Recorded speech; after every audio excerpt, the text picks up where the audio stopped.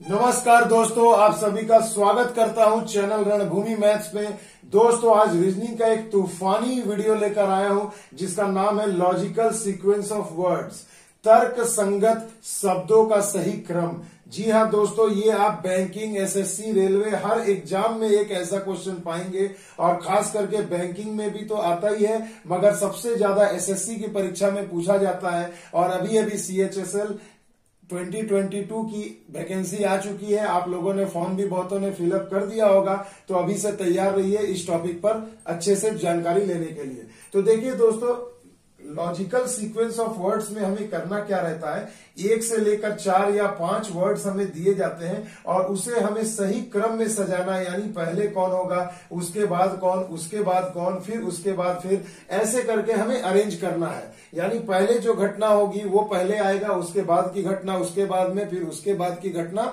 उसके बाद में। सिंपल सा है भैया, इतना सा बोलने से अच्छा है कि मैं डायरेक्ट क्वेश्चन कराऊं तो आपको ज्यादा समझ में आएगा। तो आइए दोस्तों, क्वेश्चन को हम पहले देख लेते हैं। तो मेरे बच्चों, सबसे पहले आप ये समझिए कि यहां देखिए, आप स्क्रीन पर क्वेश्चन नंबर 1 देख पा रहे होंगे। यहां देखिए दिया है अध्ययन मीन्स स्टडी, नौकरी, परीक्षा, कमाना, आवेदन करना। अब आप मुझे ये बताइए कि सबसे पहले इसमें आप क्या करोगे, यही तो आपको समझना है। तो देखिए, सीईटी परीक्षा 2008 और एसएससी 2015 में ये एग्जाम में पूछा गया था, बहुत ही इंपॉर्टेंट क्वेश्चन है। तो सबसे पहले इन पांचों में आप क्या करोगे मेरे बच्चों, तो याद रखिए, सबसे पहले आप क्या करेंगे, अध्ययन करेंगे, स्टडी करेंगे। यानी कि ये हमारा 1 नंबर पहले होगा। स्टडी करोगे तो आपको क्या देनी होगी मेरे बच्चों, तो स्टडी के बाद आपको परीक्षा देनी पड़ेगी, तो परीक्षा आ जाएगी। परीक्षा जब आप पास कर जाओगे तो फिर आप क्या करोगे मेरे भाई। बहुत बच्चे हड़बड़ी में, अरे भाई परीक्षा पास करके नौकरी होगी, नहीं, ये एग्जाम आपकी शुरुआती क्वालिफिकेशन वाली एग्जाम, जैसे 10th 12 बैचेस, ग्रेजुएशन, ये सब। तो अब मेरे बच्चों, पहले आपने अध्ययन किया, उसके बाद आपने परीक्षा पास किया, उसके बाद आप आवेदन करेंगे, मींस अप्लाई करेंगे किसी भी पोस्ट के लिए। उसके बाद आपको नौकरी लगेगी और नौकरी लगने के बाद आप कमाना आरंभ करेंगे। तो देखिए, आपका आंसर हो जाएगा 1 3 5 2 4। आपको 4 ऑप्शन ऐसे दिए जाएंगे और आपको उन ऑप्शन में से चुनना है।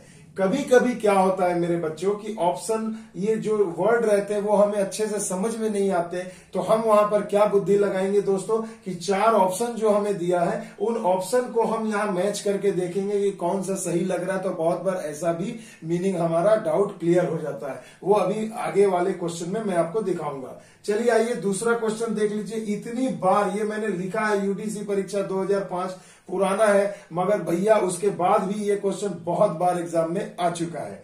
देखिए इसमें क्या करना है मेरे बच्चों, तो यौवन, वयस्क, बचपन, शैशव और वृद्धावस्था। अब मेरे बच्चों, आप ये बताइए मुझे कि सबसे पहले इन 5 अवस्था में आपके जीवन में कौन सी घटना घटी होगी। तो सबसे पहले आप ये अच्छे से सोचिए।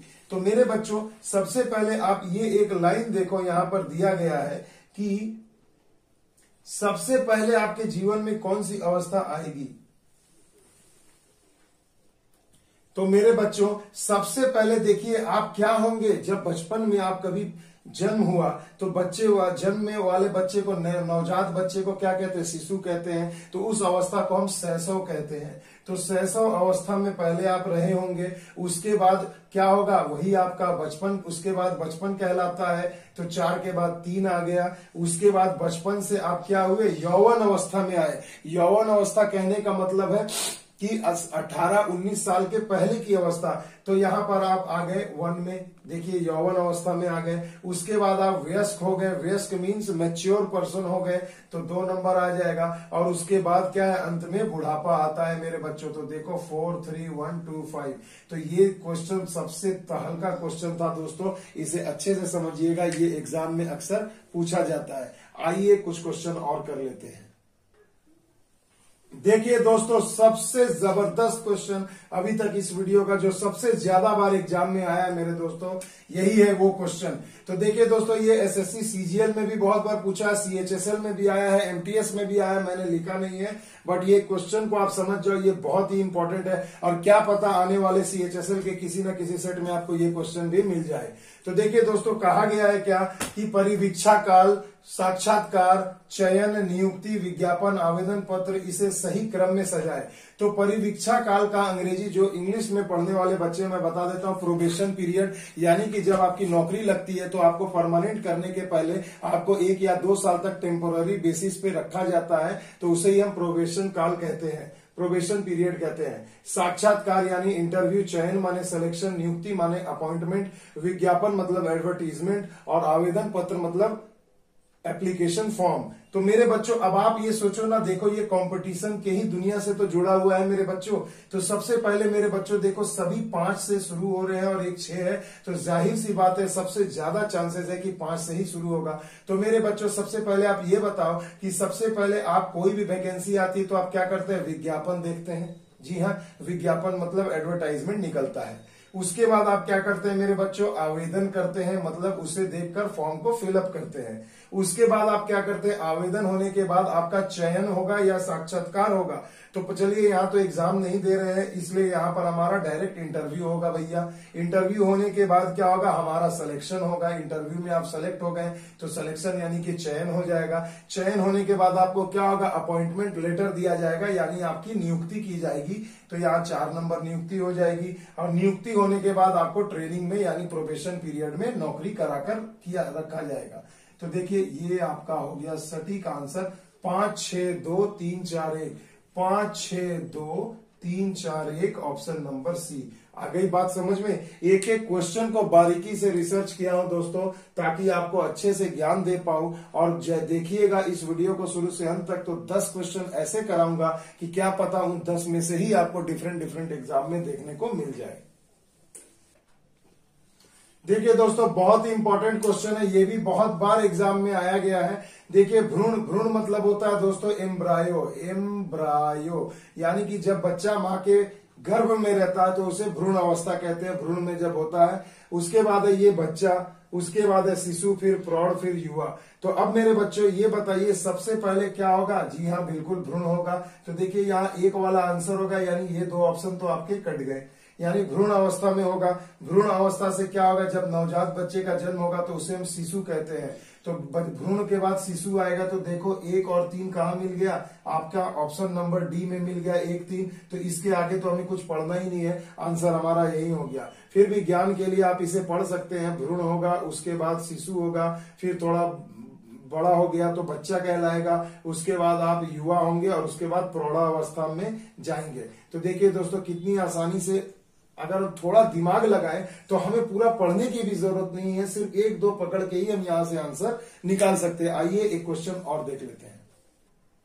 देखिए दोस्तों, एसएससी के एग्जाम में आया हुआ क्वेश्चन है, और आजकल बहुत आप लोग फेसबुक, यूट्यूब ये सब यूज करते हैं। तो देखिए, देखते हैं ना आप लोग, मिलियन, बिलियन, ट्रिलियन की बहुत सारी बातें होती है। तो देखिए दोस्तों, इसी से रिलेटेड एसएससी का एक क्वेश्चन है, इसे भी हमें सजाना है। तो सबसे पहले सोचिए ना, ट्रिलियन, 1000, बिलियन, 100 मिलियन, इसका मतलब क्या होता है? तो मेरे भैया, 100 मतलब तो सैकड़ा होता है, आपको पता है सैकड़ा। मिलियन का मतलब होता है 10 लाख, 10 लाख। ट्रिलियन, 1000, बिलियन, 1000 मतलब क्या होता है मेरे बच्चों? 1000 होता है। बिलियन, बिलियन का मतलब क्या होता है मेरे बच्चों? अरब होता है। और ट्रिलियन का मतलब क्या होता है? 1 लाख करोड़, 1 लाख करोड़ खरब, यानी क्या होता है? 1 लाख करोड़ खरब। अब मेरे बच्चों, अब आप ये बताइए कि इतने सारे चीजों को एक बार बेसिक नॉलेज तो जरूरी है, उसके बाद हम इसे काफी आसानी से अरेंज भी कर सकते हैं। तो सबसे छोटा इसमें कौन है मेरे भाई? नंबर 4 होगा, 100। उसके बाद क्या आ जाएगा? 1000 आ जाएगा। उसके बाद क्या आएगा मेरे बच्चों? मिलियन यानी 10 लाख आएगा। उसके बाद क्या आएगा बच्चों? बिलियन यानी कि 3 आएगा। उसके बाद क्या आएगा मेरे बच्चों? ट्रिलियन, 1 लाख करोड़ खरब आ जाएगा। तो देखिए, आपका आंसर हो जाएगा 42531। इसलिए मैंने यहाँ ऑप्शन नहीं लिखा, ताकि मैं आपको इसे अच्छे से समझा पाऊं। कभी कभी एग्जाम में क्या होता है मेरे बच्चों, इसका विपरीत ऑर्डर भी दिया रहता है, ये बात जरूर याद रखिएगा। अगर ऐसे आपको छोटे से बड़े क्रम में जाने से आंसर ना मिले, तो बड़े से छोटे में भी कभी कभी कुछ यूनिक क्वेश्चंस के नंबरिंग को इसे उल्टा अरेंज करके ऑप्शन में दिया जाता है, बट ऐसा बहुत रेयर होता है मेरे दोस्तों। आइए चलते हैं अगले क्वेश्चन की ओर। देखिए दोस्तों, ये भी एग्जाम का ही क्वेश्चन है, इसे अच्छे से समझिएगा। थोड़े हमारे प्लानिटरी सिस्टम से है, आकाश गंगा से है, इसे भी आप अच्छे से समझिए। तो देखिए मेरे भैया, ये क्या है, देखिए हमारे गैलेक्सी से है, तो अच्छे से समझिएगा कि देखिए यहां आपको जो ऑप्शन देखा जा रहा है, पृथ्वी है, 3 नंबर में आपका चंद्रमा है, 2 पर सूरज है और 1 पर आकाश गंगा है।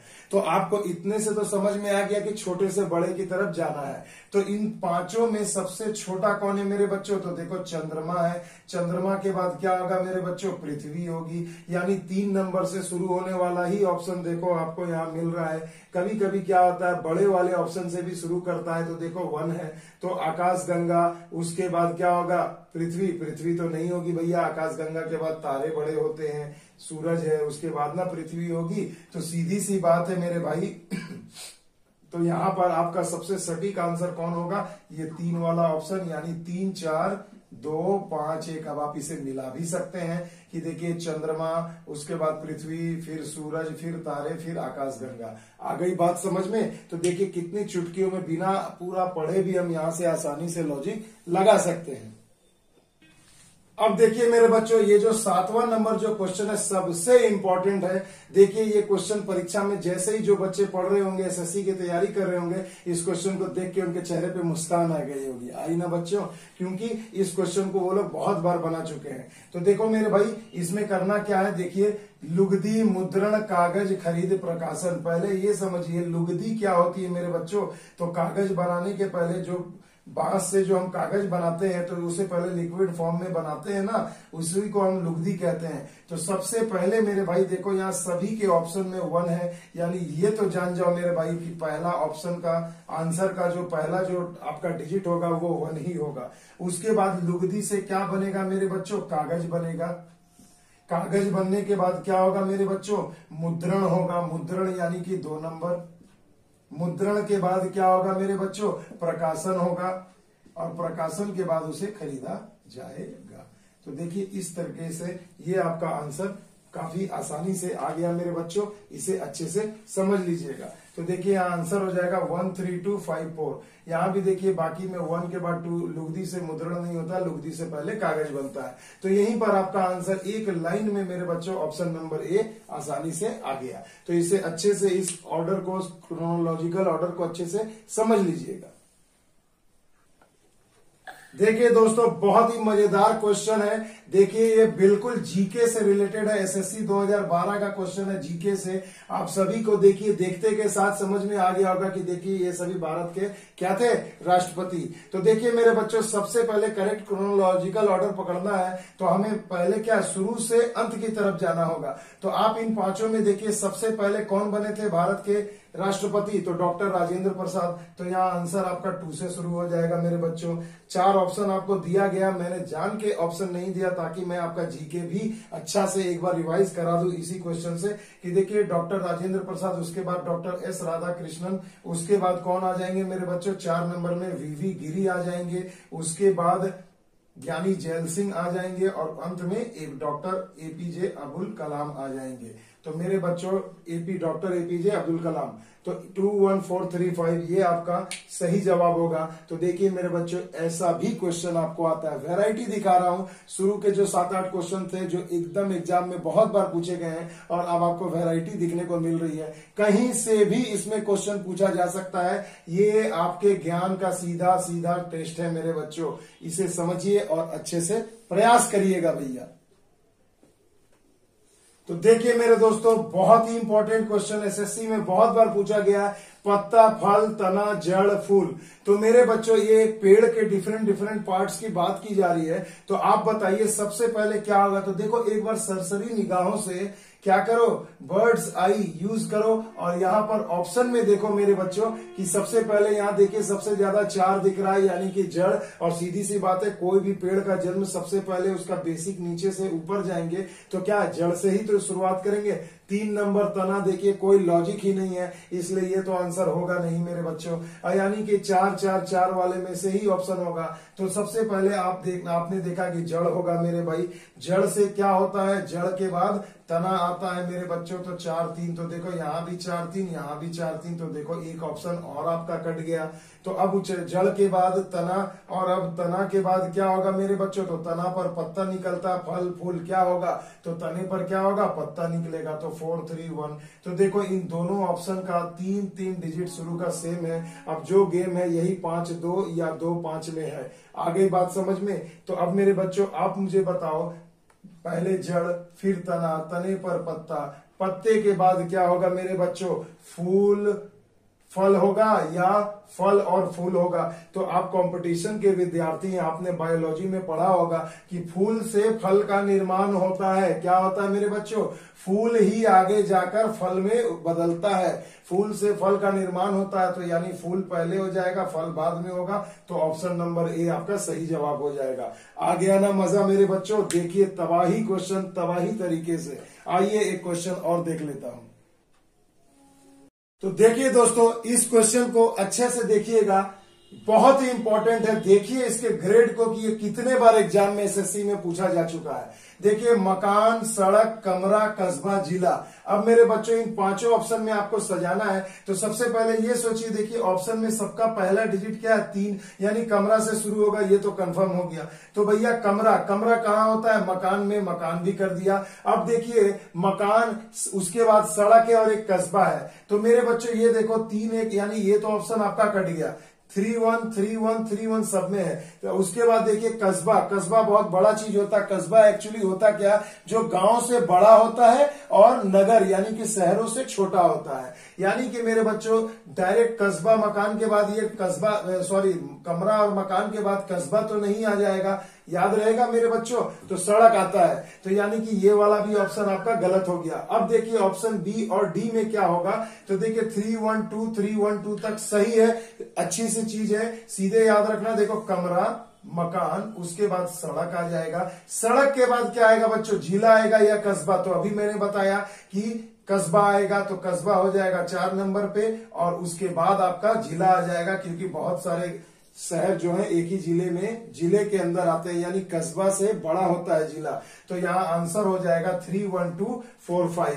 बहुत विरोधाभास है इसमें, बहुत बच्चे आंसर इसे से देखिए ऑप्शन नंबर सी को देखते हैं, मगर ये गलत हो जाता है। तो इसलिए इसे अच्छे से समझिएगा। तो मेरे बच्चों ये मेरा एक छोटा सा प्रयास था आपको लॉजिकल सीक्वेंस समझाने का। अगर अच्छा लगे मेरा वीडियो तो please like share and subscribe जरूर करिएगा, क्योंकि आपके एसएससी के हर एग्जाम में ये बहुत ही इंपॉर्टेंट टॉपिक है। तो चलिए दोस्तों, मिलते हैं अगले वीडियो में। तब तक के लिए जय हिंद, जय भारत।